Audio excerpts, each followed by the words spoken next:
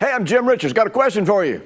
What in the world was Jesus doing in the grave? You ever thought about that? Man, I tell you, when I first came to the Lord, I read about Jesus being crucified and being in the grave 3 days and 3 nights. I'm thinking, what was he doing? And I went to people. It's like, I went to preachers. I went to people who had been walking with God for a long time. And you know what?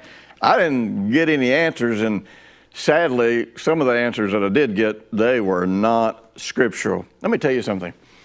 Our salvation, the quality of life that we have in God, depends on what we believe happened on the cross, in the grave, in the resurrection, and in the inheritance.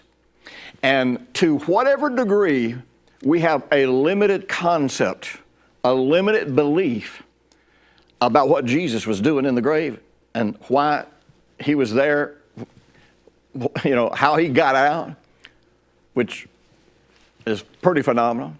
To the degree that we limit that, we limit what we can experience in the salvation of God. We might get our soul saved, make it to heaven, all that, but we limit the quality of life that we can have, because the quality of life that we enjoy here is all about what we believe about the death, burial, and resurrection of Jesus. Listen, if you don't know what Jesus did in the grave, you need to know. If you'll click below, I'll pop you an email this Thursday with a link to a short message. And that's what we're going to talk about. What did Jesus do in the grave? What did he accomplish?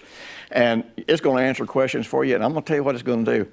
It's going to make you fall so deeply in love with God that it's going to be hard to imagine that you're the same person and that you're loving the same God, because he's going to look so much more wonderful, loving, kind, and beautiful than you have ever imagined. So be sure and click below, and I'll talk to you this Thursday.